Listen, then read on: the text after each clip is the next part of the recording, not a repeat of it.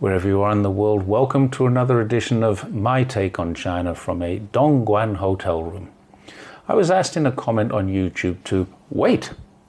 In China they have elections, the commentator asked. I'm an American and I was told that China is a one-party dictatorship. Well, there are three parts to this comment, and all are true, but let me explain why the comment is laced with the misinformation that we've been fed for many years. China has a one-party system, that much is true. According to their own constitution, it's a proletariat dictatorship, so that's true too. And people have the right, but are not compelled to vote, so yes, that's true as well. Let's look at them one at a time. There are some benefits to a one-party system that people living in the usual two-party forms of democracy might find interesting. Where all the people are part of this one party, it's actually highly beneficial to China. Before I hear people screaming, that's ridiculous, let me ask this. Why wasn't Biden able to fulfill the major promise he made to get elected, to build back better? Why wasn't Trump able to make America great again?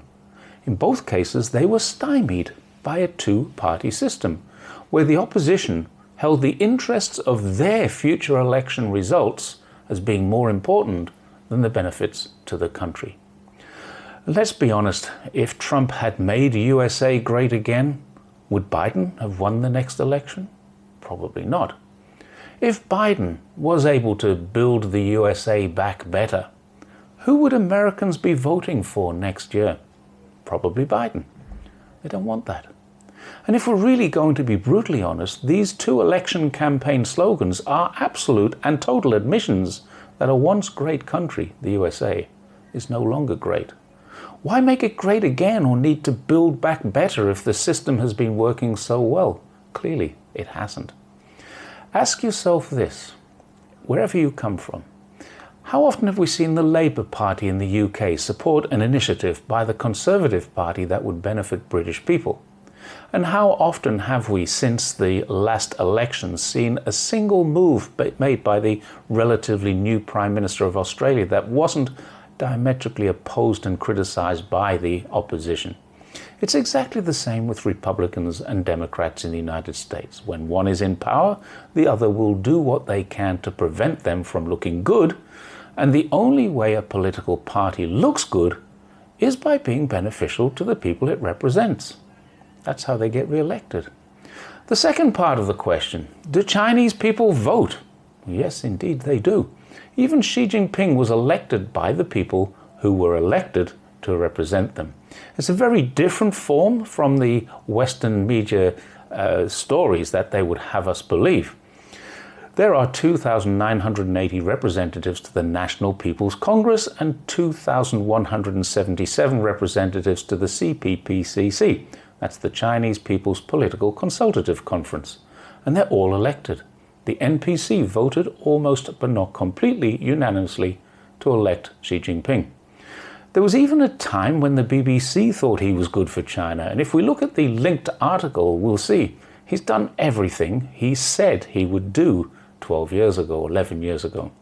He does, after all, have over 40 years of experience, from village supervision to leadership at municipality and province level, before he got to the top. So the next criticism I'll hear is that these people are only elected to a Rubberstamp Parliament. And some people, indeed, almost all the media in the West, do call it a Rubberstamp Parliament. That's because they have no idea of the amount of work that goes on behind the scenes. I do. Motions are only put forward for a vote after much work and many drafts and consultations have taken place. Before any law is passed, there is consultation and people are asked to submit suggestions.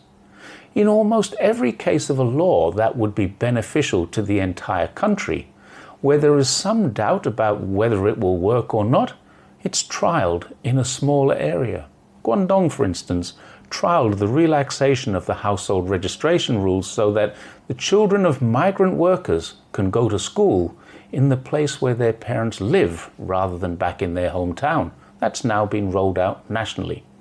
Shenzhen was the first special economic zone, but there are now many of them.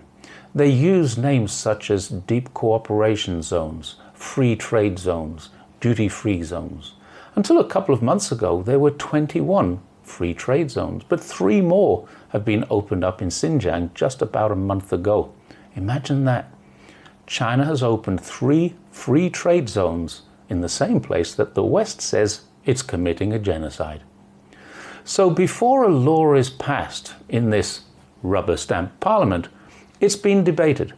It's had public consultations, sometimes it's been trialled, and only then it gets to a vote. And if at any stage the consultation or trial period fails, it won't be voted on. It'll be revised or it'll be scrapped until it can be voted positively.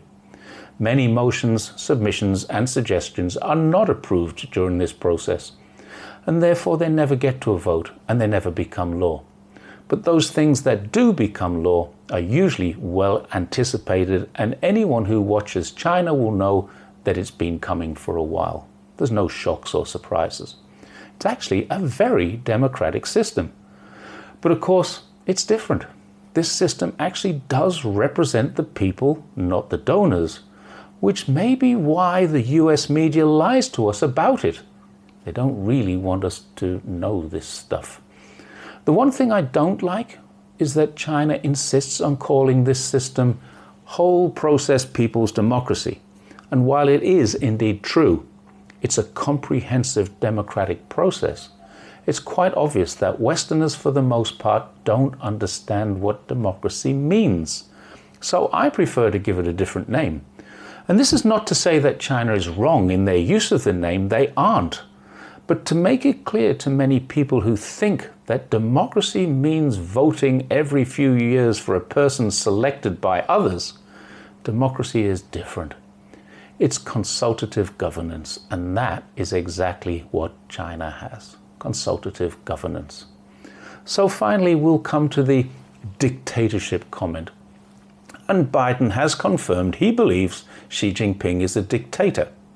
But the amazing thing is, despite this allegation, Xi Jinping smiles, shakes his hand, and continues to do business with him. Why would that be? To me, it's clear that his old friend has no idea what a dictatorship of the proletariat is. It refers to a long historical process during which conditions develop for the democratic participation of workers in the management of social and political affairs. That's from Karl Marx. There's obviously a lot more to it than that, but not for a video of this length. And as China develops from poverty, from an agrarian society, and into the largest middle class in world history, it's clear that the definition will need revision. But then if something needs change, that's exactly what the Communist Party of China, the CPC, not the CCP, have proven very capable of doing.